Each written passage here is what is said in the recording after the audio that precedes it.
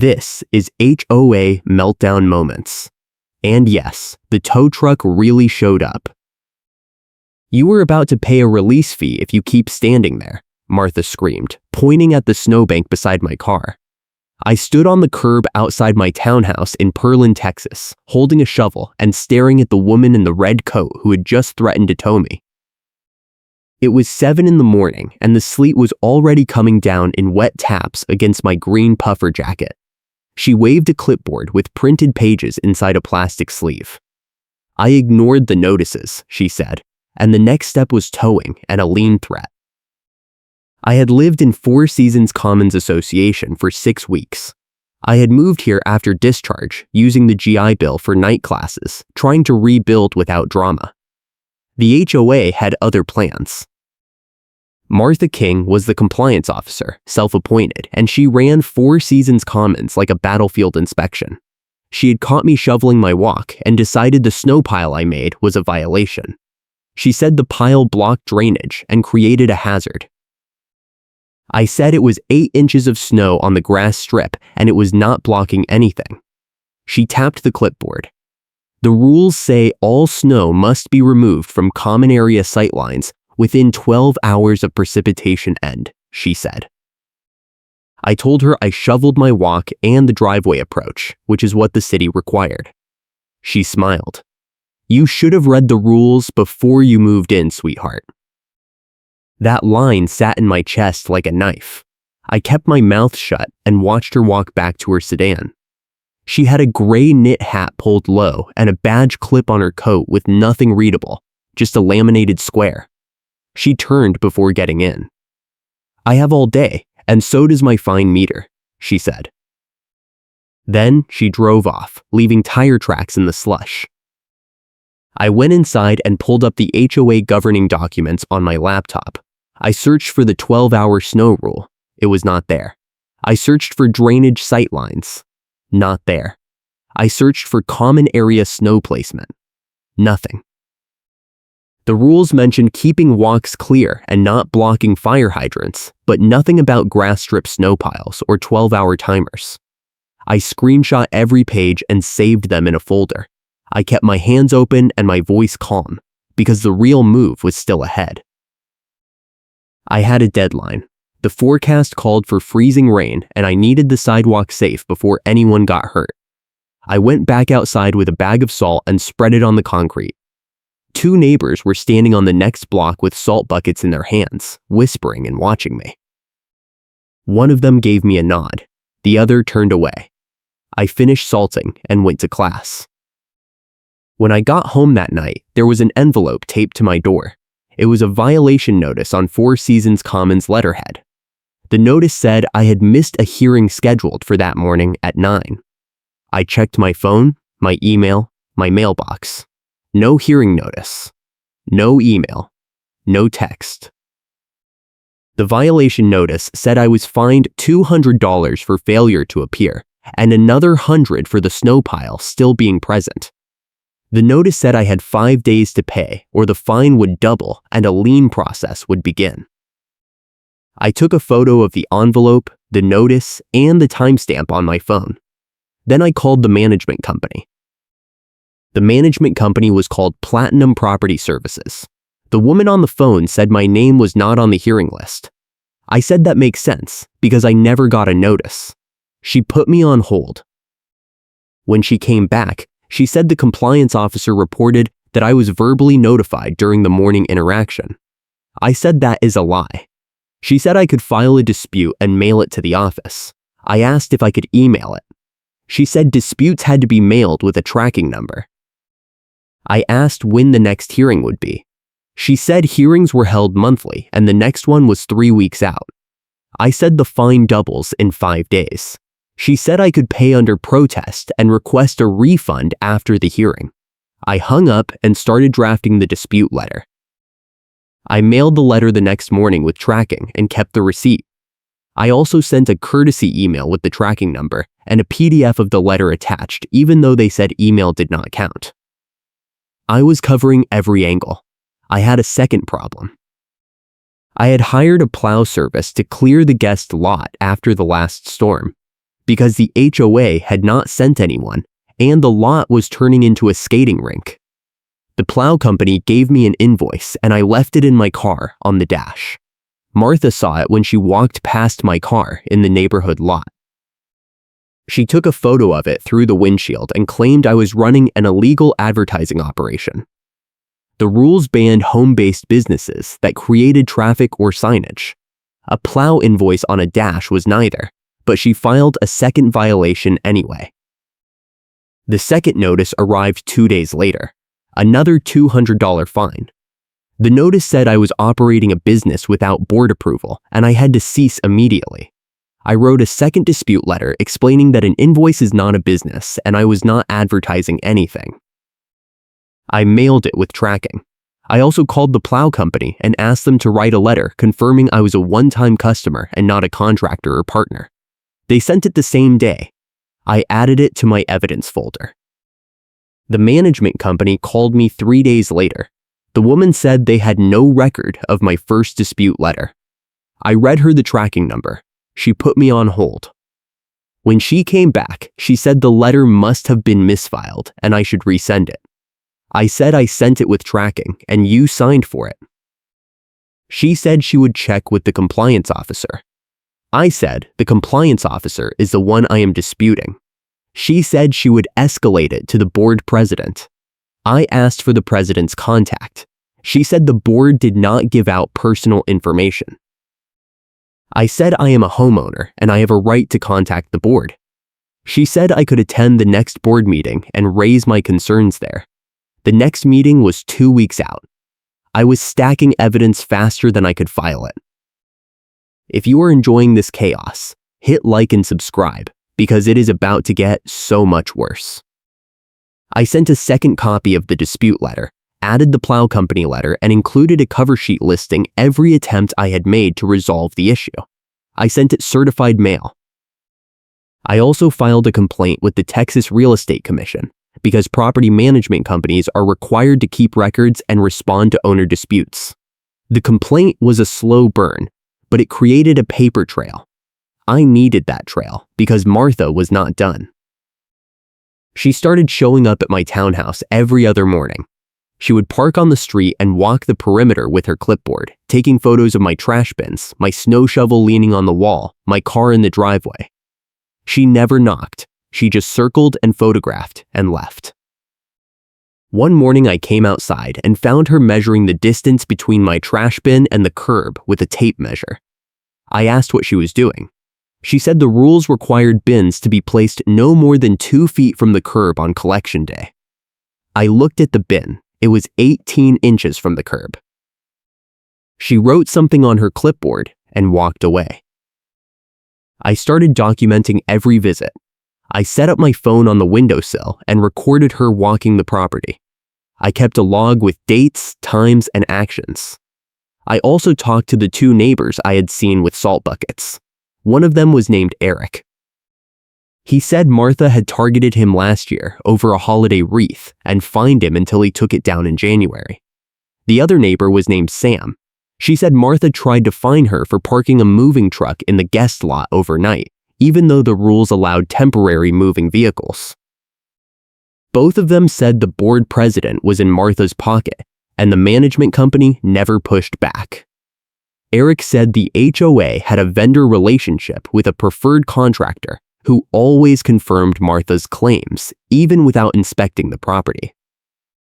That contractor was the same one who handled snow removal and landscaping. I asked if anyone had ever challenged the board. Eric said one owner tried last year and got buried in legal fees when the HOA sued him for unpaid fines. The owner sold and moved.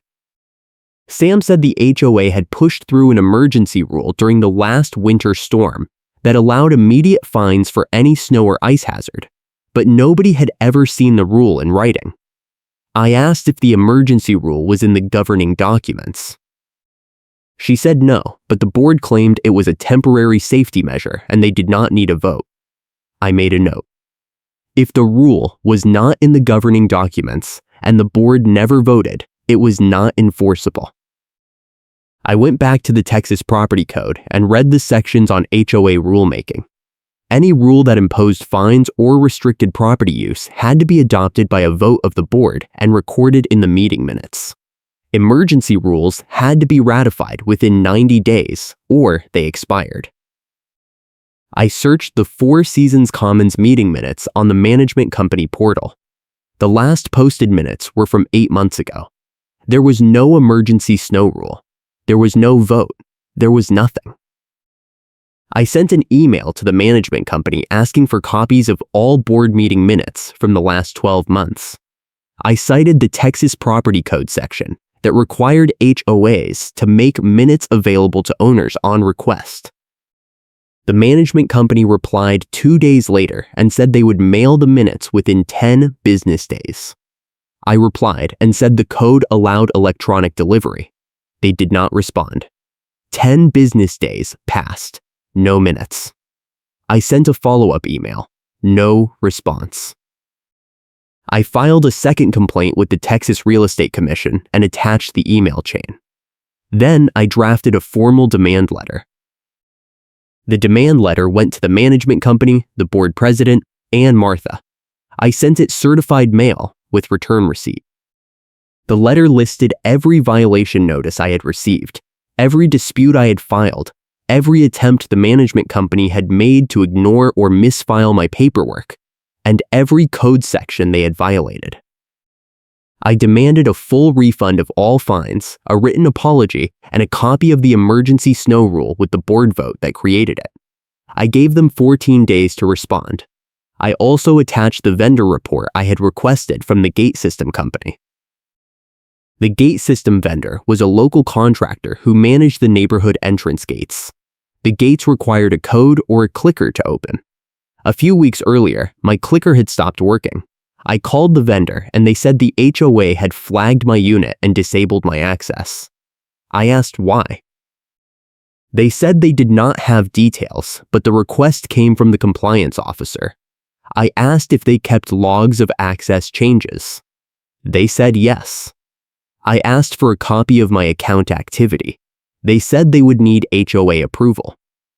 I said the account was tied to my property and I was the owner. They sent me the log. The log showed that my access had been disabled 3 times in the last month. Each time, the request came from Martha's account.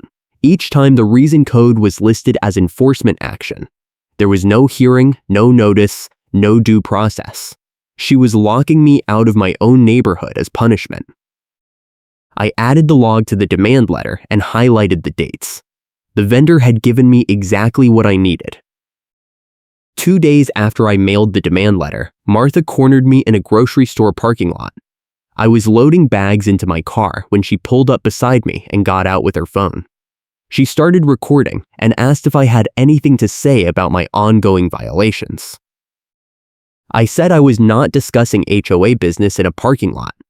She stepped closer and said the board was considering a lien and I should pay my fines before it was too late.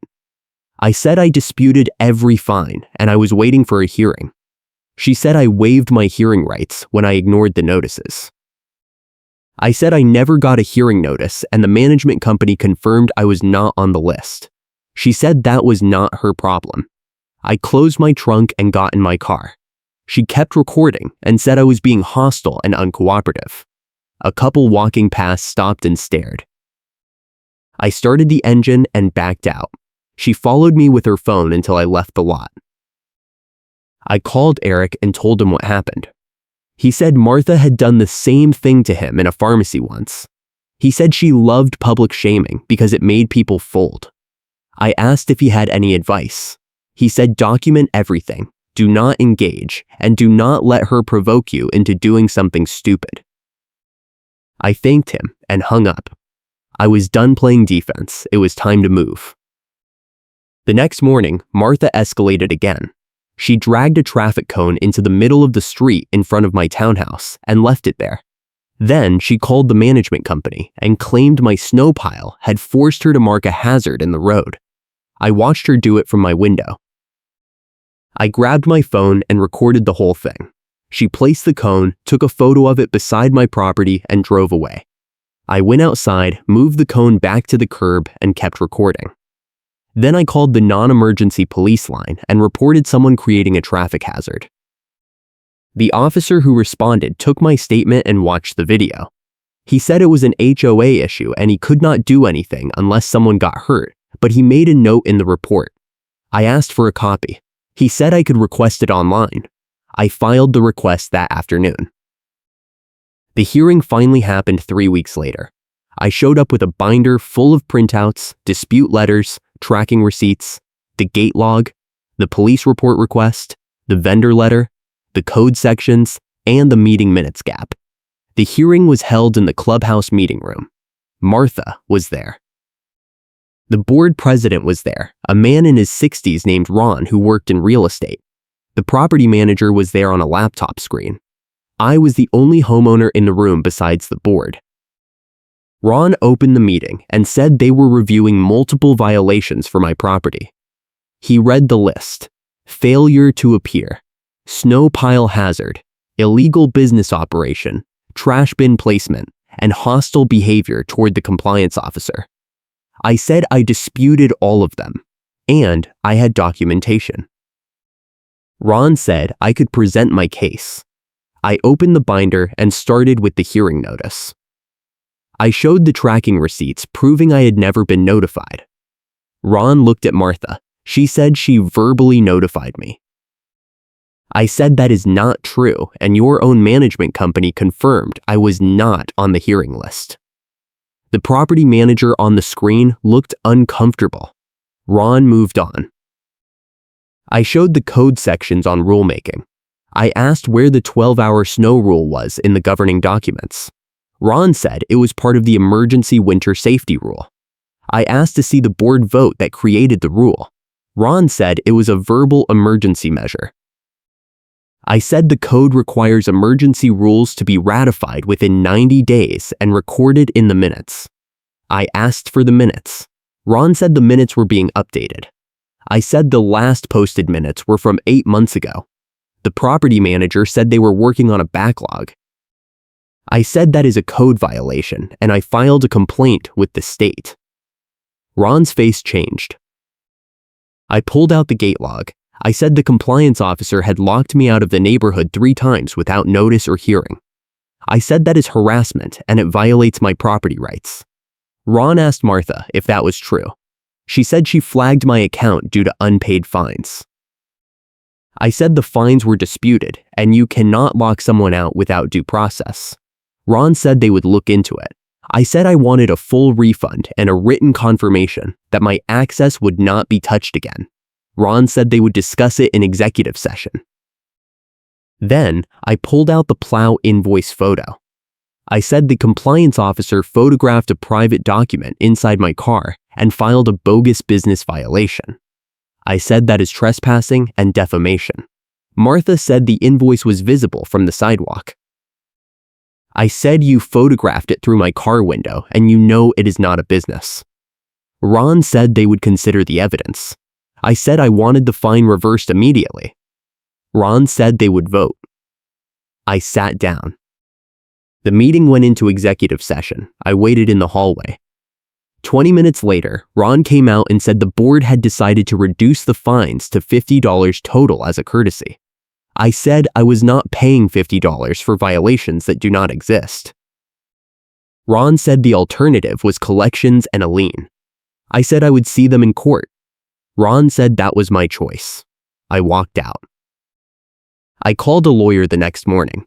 The lawyer was a solo practitioner named Karen, no relation to my problem, who handled HOA disputes. She listened to my story and reviewed my binder. She said I had a strong case for harassment, improper fines, and governance violations. She said the gate lockout alone was worth a lawsuit.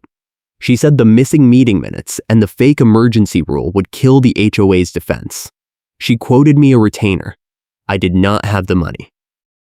She said I could file a complaint with the Texas Attorney General under the Deceptive Trade Practices Act, which had no filing fee and could force a settlement. I asked how long that would take. She said 6 months to a year. I thanked her and said I would think about it. I did not have a year.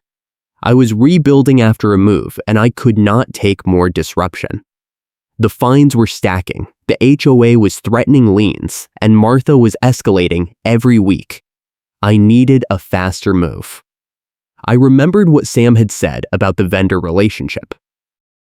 I called the gate system company again and asked if they did audits. The technician said they could run a full access audit and generate a report showing every gate transaction, every code change, and every admin action for the last year.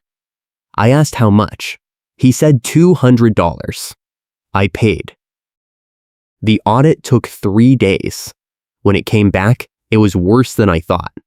The report showed that Martha had locked out 4 other homeowners in the last year, all for unpaid fines, none with board approval. The report showed that she had changed the master gate code 6 times without notifying homeowners, forcing them to call the vendor and pay a reset fee. The report showed that the board president, Ron, had given Martha admin access to the system without a vote. The whole thing was a pocket enforcement operation with no oversight. I sent the audit to Eric and Sam. Eric said he was one of the lockout victims. Sam said she had paid a reset fee twice and thought it was normal. I asked if they would be willing to sign a statement. They both said yes. I drafted a group complaint and attached the audit, the statements, and my evidence binder. I sent it to the management company, the board, and the Texas Real Estate Commission.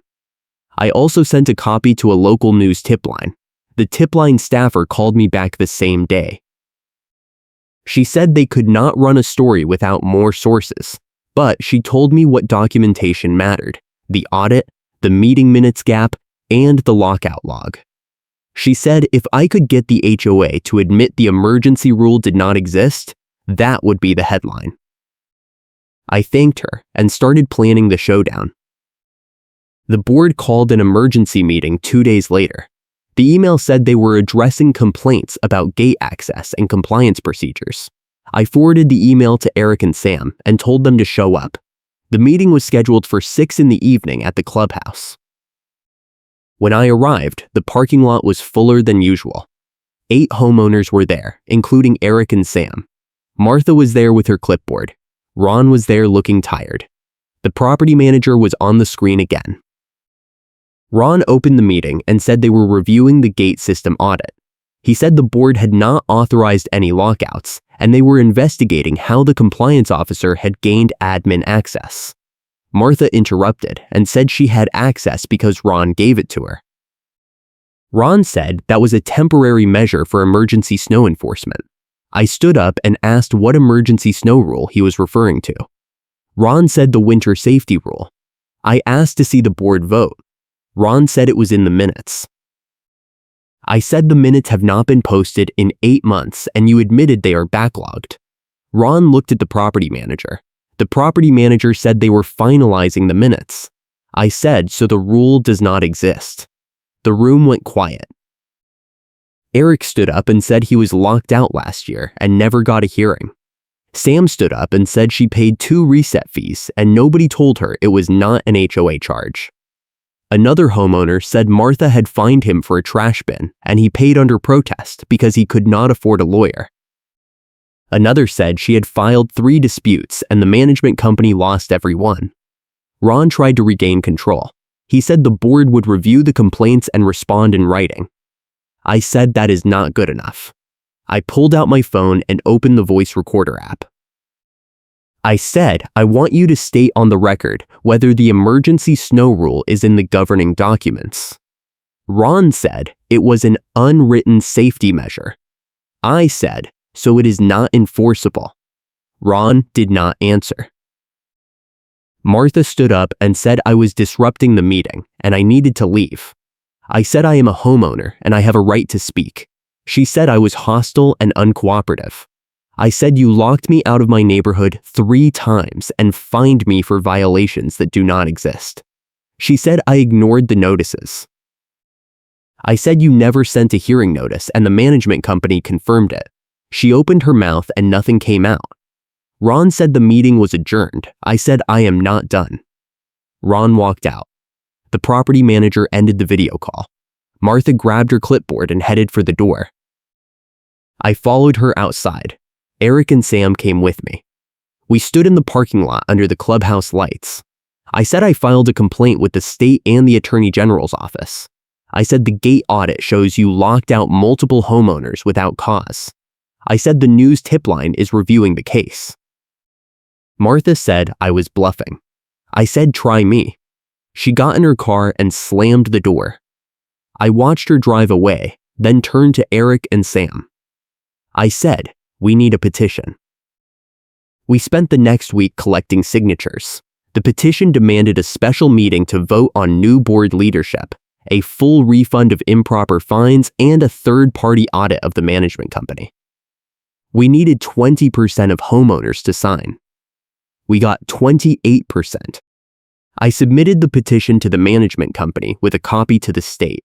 The company replied and said they would schedule a meeting within 30 days.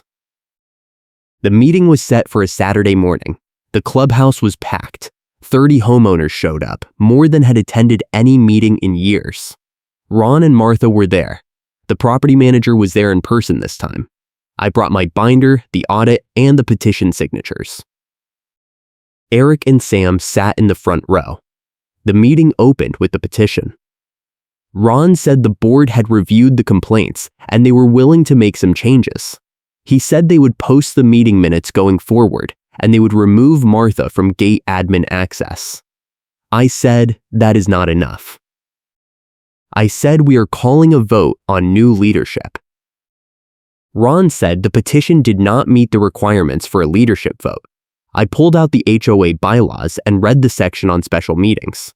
The bylaws said any petition signed by 20% of homeowners could call a vote on any matter, including board elections. Ron said the board had to approve the agenda. I said the bylaws do not give the board veto power over a valid petition. The property manager looked at his laptop and nodded. Ron sat down. The vote happened that day. Ron was removed. Martha was removed from all leadership roles. A new board was elected from volunteers in the room, including Eric. The new board voted to refund all improper fines issued in the last year. They voted to hire a new management company. They voted to require written board approval for any access changes or fines over $50. The meeting ended after 2 hours. I walked out with my refund check in hand. 2 weeks later, the real payoff happened. The gate system vendor came to the neighborhood to reset the master code and remove Martha's admin access. I was outside when the van pulled up. The technician was a guy named Luis who had helped me with the audit. He opened the side door of the van and pulled out a laptop. He said he needed to run a final diagnostic before closing the work order. Martha pulled up while he was working. She got out of her car and walked over. She said the vendor was not authorized to be on HOA property. Luis said he was hired by the new board. Martha said she was still the compliance officer. Luis said according to his records, she was removed from all admin roles 2 weeks ago. Martha said that was illegal. Luis said he had the board resolution in his email. He turned the laptop screen toward her. I stepped closer. Luis clicked through the access logs and read them out loud. He said Martha had locked out 6 homeowners in the last year. He said she had changed the gate code 11 times without notice. He said she had flagged my account 3 times on the same day, and each time the reason code was blank. Martha screamed. She said the logs were wrong. Luis said the logs were time-stamped and backed up to the vendor server. He said the HOA could request a full forensic review if they wanted. Martha grabbed her clipboard and swung it at the laptop. Luis pulled the laptop back. The clipboard hit the side of the van, and a stack of printed pages went airborne in a gust of snow, scattering across the parking lot. Eric and Sam were watching from across the street. They started laughing. Luis closed his laptop and said he was done. He said the system was reset and all improper access flags were removed. He handed me a printed copy of the work order. I thanked him. Martha stood in the parking lot with her clipboard on the ground and her printed packet blowing away in the sleet. She looked at me. I looked back. I did not say anything. I did not need to. I dropped it in a calm 2-sentence statement, then let the silence do the damage. I said I kept every email, every notice, every tracking receipt, and every access log. I said the chain of certified letters proving the HOA received my cure and fined me anyway is already with the Attorney General. The HOA attorney called me 3 days later. She said the board wanted to settle. She said they would refund all fines, cover my legal research costs, and agree to mediation with a neutral third party for any future disputes. She said in exchange I would drop the state complaints. I said I wanted it in writing with a timeline. She sent the settlement agreement that afternoon. I signed it. The state complaints stayed open until the settlement was executed. The HOA rushed to comply. Martha was forced to resign from every leadership role. The management company was replaced. The new board passed a rule requiring all fines to go through a hearing process with written notice and a right to appeal.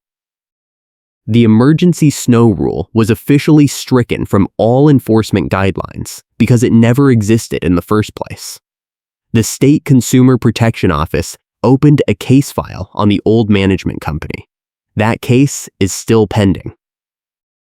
I stayed in Four Seasons Commons. The new board is boring, which is exactly what I wanted. Eric is on the board now, and he runs compliance like a human being. Sam started a neighborhood group chat where people share vendor recommendations and warn each other about scams. The gate system works. The fines stopped. The harassment stopped. I still see Martha sometimes. She lives 3 streets over. She does not make eye contact. I hope you enjoyed this wild HOA mess.